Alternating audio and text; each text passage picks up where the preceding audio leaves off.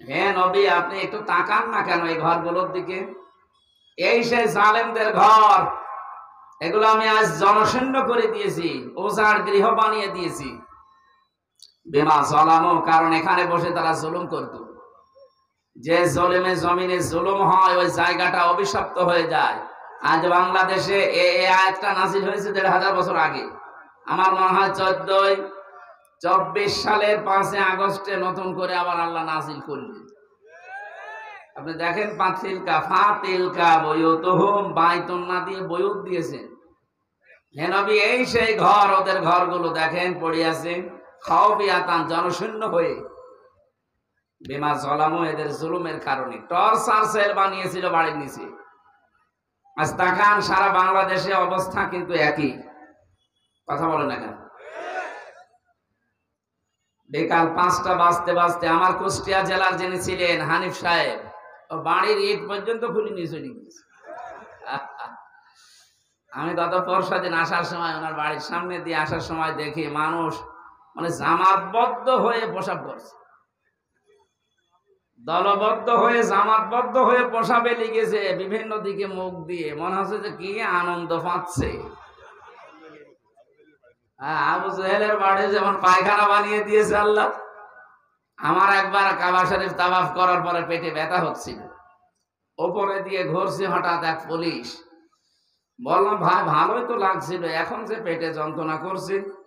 মনে আমারে বলছে, ইয়া হাজি ওর হজ্জা তাইনা বিলাদুকা, হাজি দেশ কোথায়? যে তুমি বাংলাদেশ। বাংলাদেশ থেকে এসেছি। আমারে বলছে, আপনি জানেন না এটা কোন জায়গা? আপনার পেটে তো এমনি ব্যথা করছে না কেন?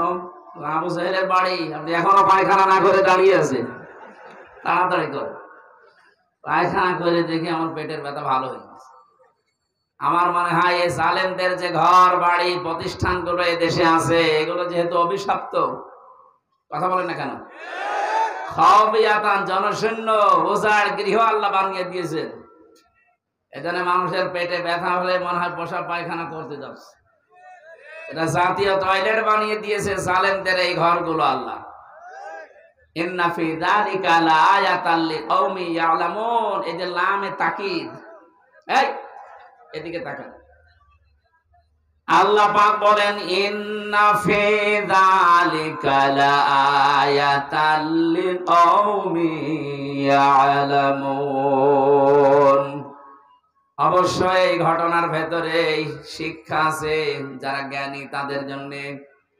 কি শিক্ষা আছে? 15.5 বছরের মতো এত বড় বিশাল সময় জুলুম করার পরও যদি টিকে থাকতে তারা না পারে, তাদের বাড়িঘর যদি একজন শূন্য মানব শূন্য আল্লাহ করে দিতে পারে, এমনকি 3 মাসের ব্যবধানে অধিকাংশ বাড়ি এখন টয়লেট হয়ে গেছে। কয়েকদিন আগে, আমি 3-4 দিন হবে পেপারে দেখলাম ঢাকার ওই বাড়িটা অনেকে আবেগ নিয়ে সেখানে যে চুমা খেত, অথচ এই 3 মাসের ব্যবধানে গত 3-4 দিন আগে দেখলাম অনেকে ওখানে টয়লেট করছে। ভুতুড়ে ঘর হয়ে গেছে, জিন পরিবার বাস করে না, কারণ জুলুমের জায়গা যেহেতু অভিশপ্ত, ওখানে জিন পরে থাকতে ভয় করে। কথা বুঝতেছে? কি পেলাম আমার এখানে? এই যে আয়াতান আছে, আল্লাহ পাক বলেন লা আয়াতাল লিকাউমি ইয়ালামুন। এই ঘটনার ভেতরে তোমাদের জন্য শিক্ষা, যারা জ্ঞানী মানুষ তাদের জন্য। তোমরা যদি ভবিষ্যতে চেয়ার পাওয়ার পরে জুলুম করো, তোমাদের বাড়ি ঘর ব্যবসা প্রতিষ্ঠান আল্লাহ এভাবে উজাড় গৃহ বানিয়ে দেবে। আমি আশা করছি কোরআনের এই আয়াত দিয়ে ১৫০০ বছর আগের আর এখনকার বাস্তবতা বোঝাতে পেরেছি। এই জন্য আগামীতে যারা আসবেন চিন্তা ভাবনা করে দেশ চালাবেন। যাই করেন, যদি জুলুম করেন, আল্লাহ কিন্তু ছাড় দেয়, ছেড়ে দেয় না। ছেড়ে দিয়েছে আল্লাহ। বিশাল পাথর থেকে আল্লাহ আমাদেরকে অন্তত মুক্তি দিয়েছেন, কথা বলার একটা শক্তিও আমাদের আল্লাহ ফিরিয়ে দিয়েছেন। গত বছরও এই সময় এখানে এসে কথা বলতে দেননি। কোথায় কুষ্টিয়া, কোথায় মৌলভীবাজার, আসতেই লাগে 1-1.5 দিন। এখান থেকে আবার ফিরে চলে গেছি। তারা কই? হয় কেউ কবরে আছেন, কেউ মাটির উপরে আছেন, কিন্তু পালিয়ে আছেন। কথা বলেন না কেন? এজন্য কাজটা আপনারা ঠিক করেননি। যারাই করেছিলেন ভুল করেছেন, আপনারা যাদের ক্ষতি করেছেন এই 15.5 বছরে তাদের কাছে যে ক্ষমা চাবেন আর তাদের ক্ষতিপূরণ দিয়ে দেবেন। অনেকে মনে করে আস্তাগফিরুল্লাহ পড়লাম হয়ে গেল। আরে ভাই, আপনি কি আল্লাহর কাছে দোষ করেছেন? এই 15.5 বছরে আপনি দোষ করেছেন হামজার কাছে। কথা বলেন। বিনা কারণে হামজাকে আপনি 3 বছর ফাঁসির কন্টেম্প সেলে রেখে দিয়েছিলেন। এই কয়েকদিন আগে আমার মামলা সব খারিজ হয়ে গেছে। আদালত প্রমাণ করে দিয়েছে যে আমার কোনো দোষ নেই। যে মামলা দিয়েছিল মামলা সম্পর্কে আমার কোনো সম্পৃক্ততা নেই, আমি কিচ্ছু জানি না। এদেশের সর্বোচ্চ আদালত এটা প্রমাণ করে রায় দিয়েছে যে আমি খালাস। এই মামলা থেকে একেবারে অব্যাহতি দিয়েছে, কোনো মামলা আমার নামে আর নেই। তাহলে আমি এখন যদি প্রশ্ন করি যে 3 বছর তো মামলা এই আদালতে ছিল, কই তখন তো জামিন দিলেন না? তখন বলতেন না ওরে বাবা, আর এখন বললেন যে না কি দেখে বিচার করব, কোনো মাল নেই, দান সব ছেড়ে দিলাম। আগে তো মাল ছিল, বলেন না, আগেও মাল ছিল না, তাহলে তখন দিলেন না কেন? অনেক বলতো যে আমার হাত বাঁধা ছিল। কি বাঁধা ছিল? আরো জোরে বলেন। 1628টা চেয়ার ছিল এই দেশে, প্রত্যেকটা চেয়ারেরই প্রায় হাত বাঁধা ছিল, খালি একটা চেয়ারের হাত খোলা ছিল। ওই যে বোন সহ পালিয়েছে ওনার চেয়ারটা, তাছাড়া বাকি যা ছিল এই দেশে সব ছিল কি? আপনারা এই গরমে কি ঠান্ডা হয়ে যাচ্ছে? আরো তো গরম হওয়া লাগবে। আমরা চাই কিয়ামতের আগে এই দেশে যেন কারো হাত আর বাধা না থাকে, সবার হাত আবু সাইদের মতো খোলা থাকবে ইনশাআল্লাহ। কমলগঞ্জ থানার ওসি সাহেব সহ যারাই দায়িত্বে আছেন দেশের 1628 জন, একটা চেয়ারের হাত আর বাধা থাকবে না, প্রত্যেক চেয়ারে হাত থাকবে আবু সাইদের মতো খোলা, তাহলে ন্যায় বিচার পাওয়া যাবে। এজন্য আগামী প্রজন্ম যারাই আসবে দেশের দায়িত্বে, তাদের উচিত হবে যেন জুলুমের সাথে তাদেরকে জড়িয়ে না ফেলে। জুলুম মারাত্মক একটা অপরাধ। আর জুলুম ও জুলুমাতু ইয়াউমাল কিয়ামা, জুলুম সবচাইতে ভয়ঙ্কর, কিয়ামতে অন্ধকার হয়ে দেখা দেবে, নিজের শরীরও দেখতে পারবেন না। সেটা জানেন 15.5 বছরে যারা জুলুম করেছিলেন আপনাদের কপাল পুড়ে গেছে। আপনি যদি এখন আস্তাগফিরুল্লাহ পড়েন না, হবে না। আপনাকে আগে ক্ষমা চাওয়া লাগবে, স্বীকার করা লাগবে এই 15.5 বছরে যার ক্ষতি করেছিলেন তার কাছে যে আপনার কারণে অনেক মানুষ ব্যবসা করতে পারে নাই, রাতে ঘুমাতে পারে নাই। এক কথা বলেন না কেন? কত মানুষকে বিনা কারণে মিথ্যা মামলা দিয়ে জেল খাটিয়েছেন, মিথ্যা সাক্ষী দিয়ে জীবনটা নষ্ট করে দিয়েছেন, গুম খুম আয়না ঘর বানিয়ে মানুষেরকে অতিষ্ঠ করে ফেলেছিলেন। আর আপনি এখন আস্তাগফিরুল্লাহ পড়বেন, আল্লাহ মাফ করে দেবে, অত সহজ?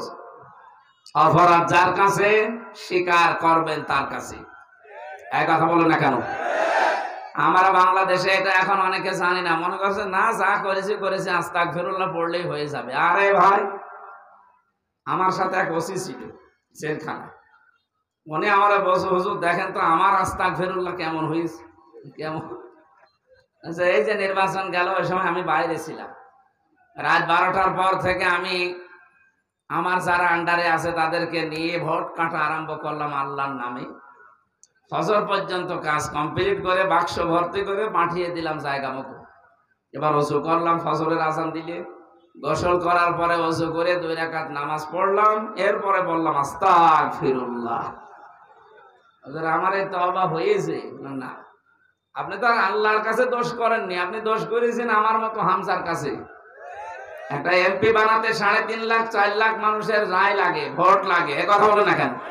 আর আপনি সব একা একা দিয়ে দিলেন, আর এখন আপনি আস্তাগফিরুল্লাহ পড়েন। এই আস্তাগফিরুল্লাহ কোনো কাজ হবে না যতক্ষণ পর্যন্ত আমার মতো 4.5 লাখ হামজা আপনাকে মাফ না করবে। আর ভয়ঙ্কর বিষয়, এই 4.5 লাখ হামজার ভেতরে অনেক হামজা এই 15 বছরে মরে গেছে। আপনি তাদের কাছে মাফ চাবেন কি করে? বলেন না কেন? এজন্য মাফ পাওয়া আপনার আর কপালে নেই। জালেমকে সহযোগিতা করে সে তো মরেছে, আপনিও মরবেন। যেন আগামীতে যদি কেউ জালেমের সহযোগী হয় তারও কপাল পড়বে। এক কথা বলেন না কেন? পাপ যখন পরিপূর্ণ হয়ে যায়, ইন্নামা নুমলি লাহুম লিয়াজদাদু ইসমা, তখন আল্লাহ পাক এমন একটা কায়দা করে ওরে ধরে, ও বুঝতেও পারে না যে আমি এই রাস্তায় পড়ে মরবো। ওয়ালাহুম আযাবুম মুহিন, ওকে অপমানজনক শাস্তি আমি আল্লাহ রেডি করে দিয়ে দেই। কি অপমান করেছে বলেন তো? যে লোকটা প্রধান সুপ্রিম কোর্টের বিচারপতি ছিল, এই যে শামসুদ্দিন চৌধুরী মানিক, ও নামের আগে আবার লেখে আমি বিচারপতি মানিক বলছি, একটা টাটকা নির্ভেজাল শয়তান।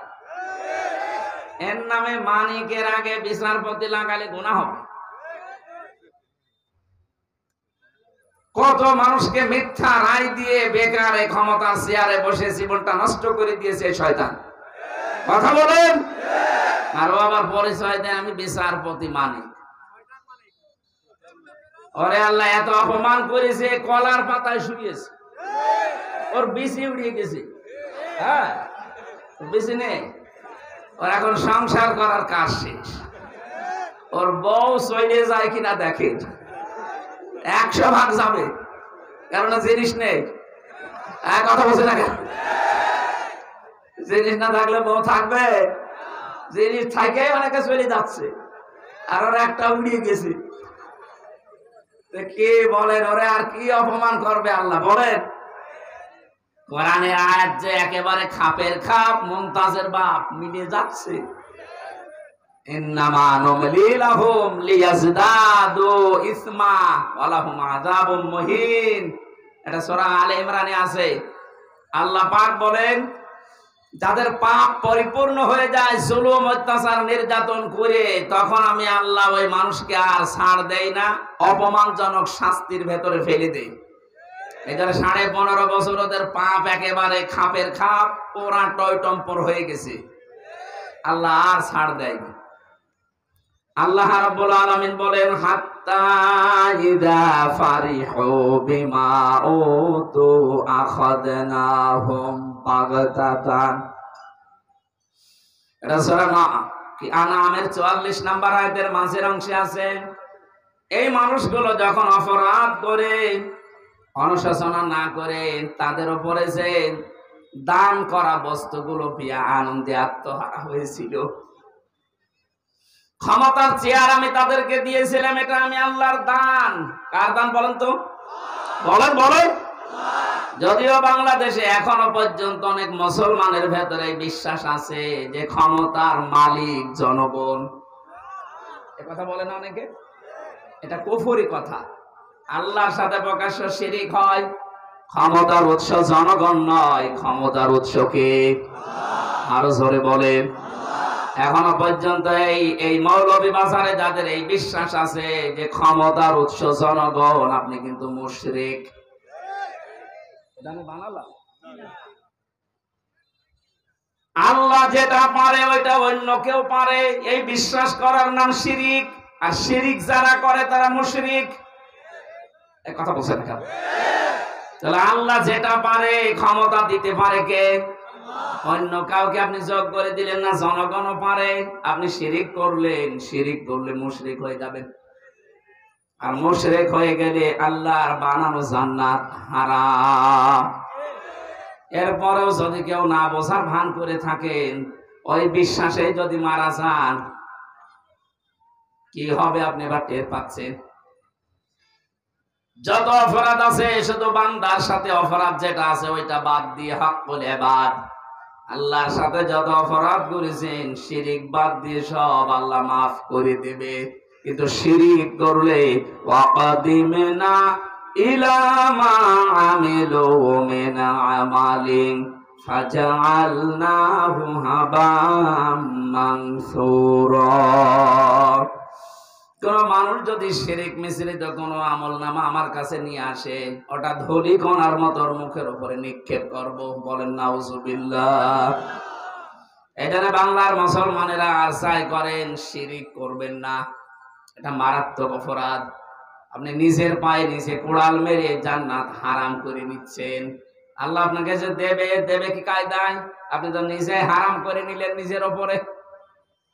এজন্য আশা করবো অন্যান্য যা ছোটখাটো অপরাধ যাই করেন, শিরিক করবেন না। আল্লাহ যেটা পারে ওটা অন্য কেউ পারে বিশ্বাস করার নাম কি? আরো জোরে বলেন। সন্তান দিতে পারে শুধুমাত্র কে?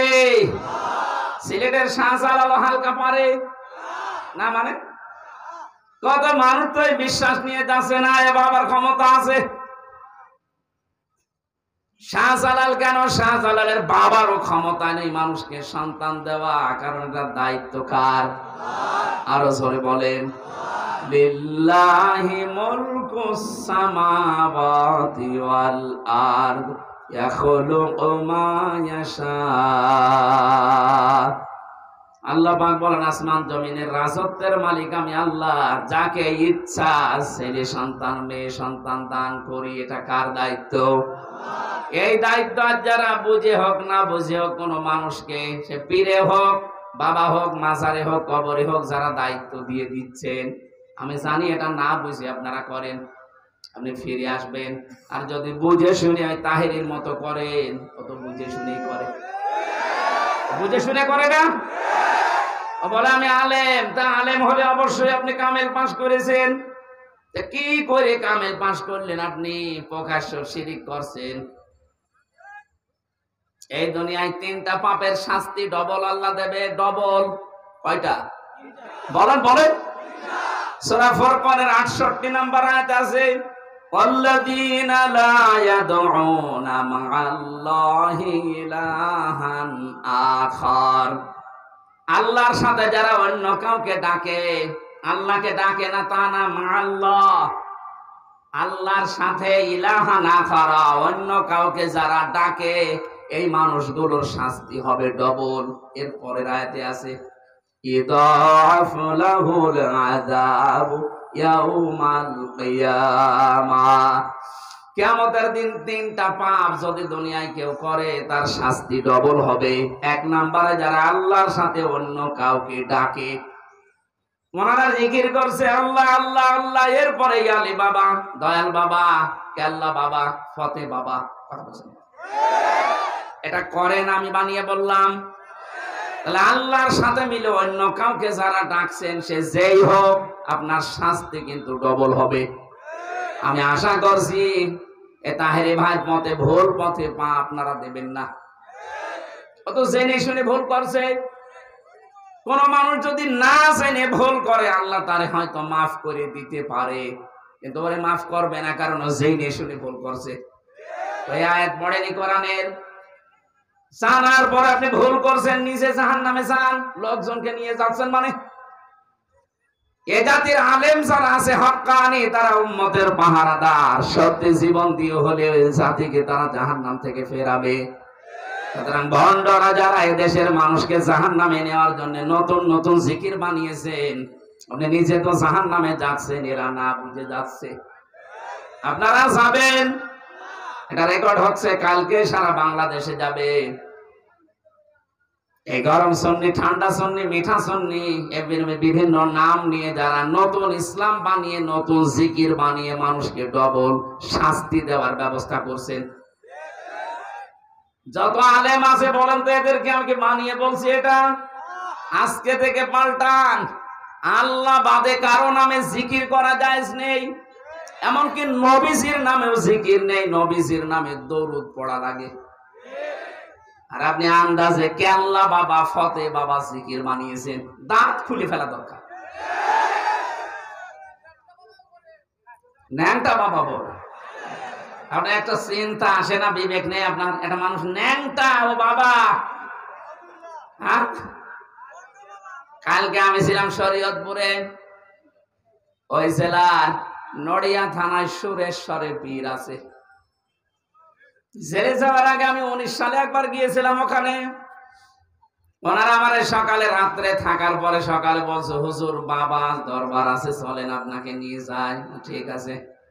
যে দেখি গেটে একজন বসে আছে পাগড়ি মাথায় দিয়ে, ভেতরে কিছু নেই, শুধু পাগড়ি, সবুজ পাগড়ি। দেখে বললাম এতো ভালোই লাগছে দেখতে। আমারে বলছে, হুজুর আমার মাথায় পাগড়ি, তাতে কি? ভেতরে যে বাবা আছে, বাবা কিন্তু ঠিকই ন্যাংটা। সে দেখি সত্যি ন্যাংটা, কিচ্ছু নেই। একটা যুবক, কি বৃদ্ধ মানুষ, প্রায় 60-65 বছর তো বয়স হবে। এইরকম একটা বয়সী মানুষ যদি জিনিসপত্র সব উলঙ্গ করে থাকে কেমন লাগে বলেন তো? আর বাকি জিনিসের নাম নাই নাই বললাম, এমন অবস্থায় আছে আমারে দেখে বসে ঘৃণা করবেন না, আমার ভেতরে মাল আছে।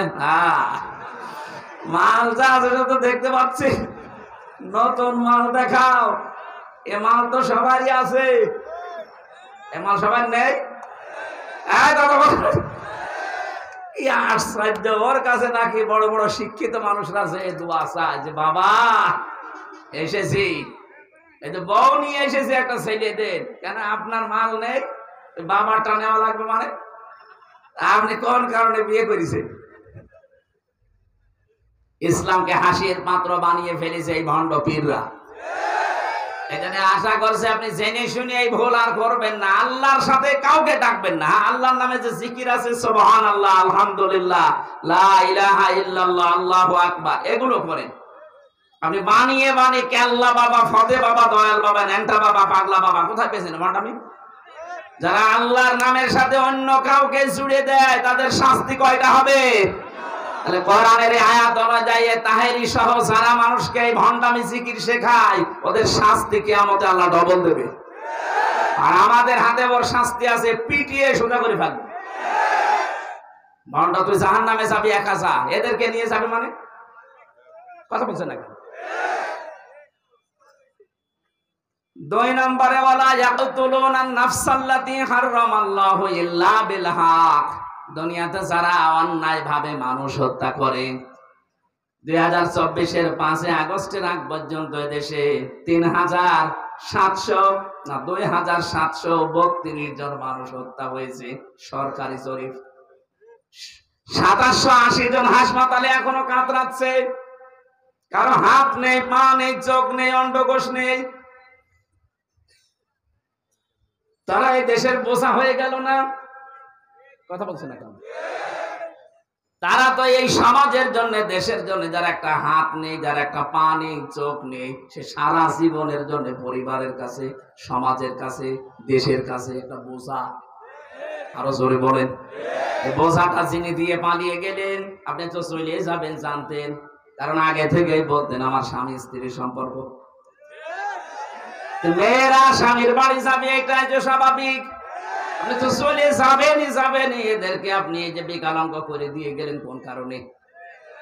কয়েকদিন আগে যদি চলে যেতেন মানুষগুলো মারা যেত না, আর এই মানুষগুলো বিকলাঙ্গ হতো না। কথা বলছেন না?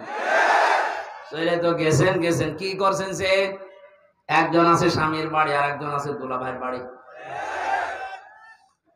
এই দেশ থেকে যারা বিদেশে যায় তারা তো রেমিটেন্স যোদ্ধা, টাকা পাঠায়। 3 মাস হয়ে গেল একটা টাকাও পাঠায় না। অন্তত 2 বোন মিলে যদি টাকা পাঠাইতো তাহলে তোর এই যে বোঝাগুলো একটু হালকা হইতো। কথা বলছে না কেন? না, আরো বসে বসে ষড়যন্ত্র করছে। এদেশে বিভিন্ন মানুষকে দিয়ে দাঙ্গা বাঁধাতে ওরা উদ্বুদ্ধ করছে। আজকে আমি কিছুক্ষণ আগে আসার সময় এসপি সাহেবের সাথে কথা বলছিলাম। আমার কুষ্টিয়ার কৃতি সন্তান, আপনাদের জেলার এসপি, বলছিল বিষয়গুলো ক্লিয়ার করবেন জনগণের কাছে। এদেশে হিন্দু মুসলিম দাঙ্গা বাঁধাতে অনেকে কিন্তু ফেসবুক ব্যবহার করে মিথ্যা তথ্য ছড়াচ্ছে। একটা বিশ্বাস করবেন না। তাম দুনিয়ার যতগুলো দেশ আমি ঘুরেছি, পৃথিবীর কোথাও এই হিন্দু মুসলিম বৌদ্ধ খ্রিস্টান মিলে এত সম্প্রীতি নিয়ে বাস করে পৃথিবীতে আমি পাইনি। কয়েকদিন আগে সিঙ্গাপুরে গিয়েছিলাম, না ওখানে শান্তি নেই।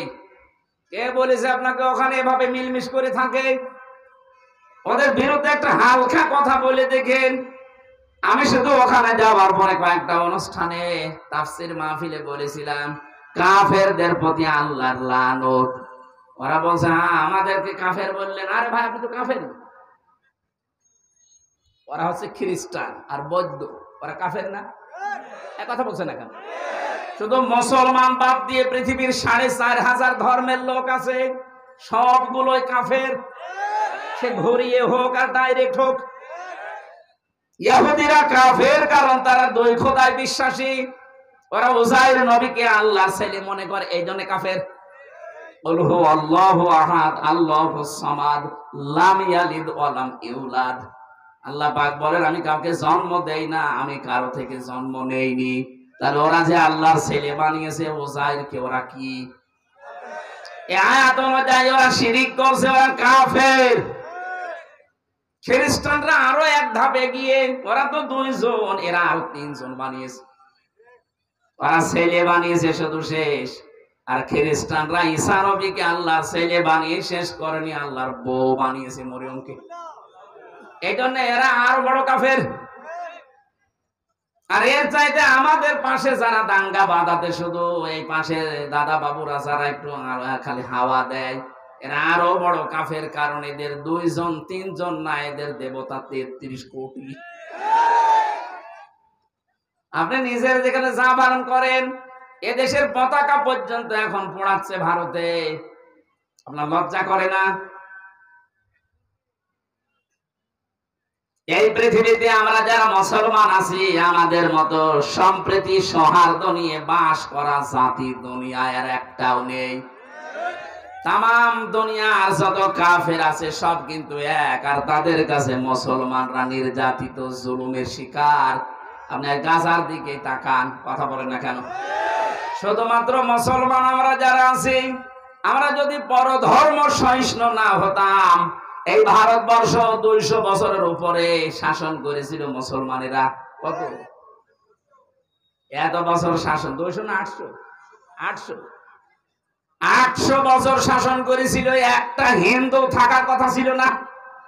আমাদের ধর্মে যদি জোর করার বিধান থাকতো, এই বাংলাদেশে মাত্র 4 ভাগ হিন্দু আছে, পিটিয়ে মুসলমান বানিয়ে ফেলতাম। দিনে কোনো জবরদস্তি নেই, বাড়াবাড়ি নেই, এই জন্য আমরা কিছু বলি না। তাছাড়া 800 বছর যারা স্বাধীন করেছে এই এলাকায় একটা হিন্দু থাকার কথা, একটা থাকার কথা ছিল না। আমরা চাই যে যার ধর্ম তার মতো করে পালন করবে, তাকে স্বাধীনতা দেওয়া আছে। এ দেশে যিনি জন্ম নিয়েছেন তিনি এ দেশের বৈধ নাগরিক। কথা বলে না কেন? বাংলাদেশে কোন মসজিদ যদি পাহারা দেওয়া না থাকে, মন্দির পাহারা দেওয়া লাগবে কোন কারণে? এই গ্যারান্টি দিয়েছেন আপনাদের এই জেলার কৃতি সন্তান আমিরে জামাত ডাক্তার শফিকুর রহমান। পাশের থানায় বাড়ি না কোলাউড়ায়, উনি তো গ্যারান্টি দিয়েছিলেন আগস্টের 5 তারিখের পর থেকে এই দেশে হিন্দুদের মন্দিরগুলো, এদেশে যারা ইসলাম পন্থী আছো পাহারা দাও। কারণ জানতেন যে দাঙ্গা বাঁধাতে ওরা এইটাকে এবার কাজে লাগাবে। এখনো পর্যন্ত আপনারা 2 বোন মিলে ষড়যন্ত্র থামিয়ে নেই, চালিয়ে যাচ্ছেন। রিক্সা লীগ, হেলমেট লীগ, কত রকমের নাম দেয়, যেটা সরকার নিষিদ্ধ করে দেয় উল্টা করে নাম দেয়, কাজগুলো ওরাই করে। ছাত্রলীগ নিষিদ্ধ হওয়ার পরে ওরা চিন্তা করছে এ নামে তো আর যাওয়া যাবে না, এবার নাম দেব রিক্সা লীগ। রিক্সা চালকদের বদনাম করছে, রিক্সা চালকরা সাবধান হবেন। আমার মনে হয় কয়দিন পরে বলবে সিএনসি লীগ। কথা বলছে না কেন? ওদের যা চরিত্র, গলন্দ ঘাট রাজবাড়ি শেষে ওই গলন্দ ঘাটের মহিলাদেরকেও লাগাবে যে বেশ্যা লীগ। কথা বলছে না কেন? চরিত্রদের ওই রকমই। আমার জেলখানায় যে বিশ্বজিৎকে যারা হত্যা করেছিল আমার সাথে ছিল, কায়দা করে আমার সাথে রেখেছিল। শাওন নামে ওরে জিজ্ঞাসা করলাম আপনি মারলেন কি করে? যে হুজুর বারবার আমারে বলছিল যে ভাই আমি কিন্তু শিবির না। কিসের শিবির? আমি মুসলমানই না, আমি আপনাদের মতো হাফ হাতা না, আমি ফুল হাতা। ফুল হাতা বুঝলেন কি? এটা মুসলমানি দেওয়া, আমাদের মুসলমানি দেওয়া আছে আমরা কি হাফ হাতা বলে, আর মুসলমানি দেয় না, এই জন্য ফুল হাতা। আমাদের জেলার যে দেবদুলাল ও যখনই ঢুকতো, যারাই আছে ওখানে বন্দি, এক বাক্যে চিৎকার দিয়ে উঠতো হাফ হাত ফুল হাতা আসতেছে। আমি ওই দিন বুঝেছিলাম যে হাফ হাতা আর ফুল হাতা কারে বলে। এই যে মানুষ হত্যার সাথে যারা জড়িত, দেশকে আজ অস্থিতিশীল করার জন্য যারা চিন্তা ভাবনা নিয়ে পালিয়ে যাওয়া মানুষের কথা শুনে আপনি উদ্বুদ্ধ হচ্ছেন, আপনি থামেন। এরপরও যদি না থামেন, দেশের দামাল ছেলেরা কিন্তু এখনো মারা যায়নি। আশা করছে আপনি থামবেন না, আপনার কপালে হেদায়েত না থাকলে আপনি থামবেন না, মরণের আগ পর্যন্ত আপনার আর পরিবর্তন নেই। কথা বলে না কেন? ওই যে শাওন এখন টের পাচ্ছে মার্ডার মামলায় বিশ্বজিৎ হত্যা মামলার আসামি, আবরার হত্যা মামলার আসামিগুলো আমার সামনে বিল্ডিং এ ছিল, তারাও দেখলাম এখন অনুশোচন আফসোস 30 বছর জেল খাটা লাগবে তাদের। একটা ছেলে 25 বছর 30 বছরের জেলে ঢোকে, 30 বছর জেল খাটা লাগবে, তো আর কয় বছরে বাঁচবে? সুতরাং জালেমদেরকে টিকিয়ে রাখতে গিয়ে, জালেমদের কথা মতো চলতে গিয়ে নিজের জীবনটা নষ্ট করে দিয়েন না। এই কথা বলছেন কেন? আরে ভাই, পৃথিবীর ইতিহাস তো এটাই। 850 বছর আগে লক্ষণ সেন পালিয়ে গেছে, আজ পর্যন্ত ফিরে আসেনি, কবরে চলে গেছে। আপনি পালিয়ে গেছেন আবার ফিরে আসবেন, এটা পৃথিবীর ইতিহাস বলে না। কোন পালিয়ে যাওয়া যারা কোনদিন ফিরে এসেছে আপনি পড়েছেন? সুতরাং আর আসতে পারবেন না, আসলে জনগণের কাছে পিটানি খেয়ে মারা যাবেন। যে কয়দিন আছেন যদি হেদায়েত থাকে ফিরে আসেন, আল্লাহ বিল্লাহ করেন। যে স্বামী পেয়েছেন ও স্বামীর কাছে আল্লাহ বিল্লাহ করতে পারবেন না, কারণ স্বামী তো আল্লাহ মানে না। অনবার রাখছে না শুনলাম, অন বলছে যান, কারণ আপনার সাথে ধর্মের মিল নেই, আপনাদের রেখে করবো কি? কারণ বিয়ে তো হয় না। সূরা বাকারায় আল্লাহ 1500 বছর আগে দিয়েছেন, কোন মুশরিক ওই পুরুষ যত সুন্দর হোক, যতক্ষণ ঈমান না আনবে তার সাথে আপনি মুসলমান হয়ে বিয়ে করতে পারবেন না। একজন মুশরিকা নারী যত সুন্দর হোক, যতক্ষণ ঈমান না আনবে ততক্ষণ তার সাথে আপনি অন্য ধর্মের মুসলমান হয়ে কখনো বিবাহ শাদী করতে পারবেন না। ওয়ালা তানকিহু, এই আয়াতের ব্যাখ্যায় আমি পড়েছি। সুতরাং আপনাকে রাখবে না, আমরাও জানি যে জুলুম অত্যাচার নির্যাতন গুলো করেছিলেন, এখন আমার শরীরের পশম খাড়া হয়ে যাবে মাটির নিচের কথা চিন্তা করলে।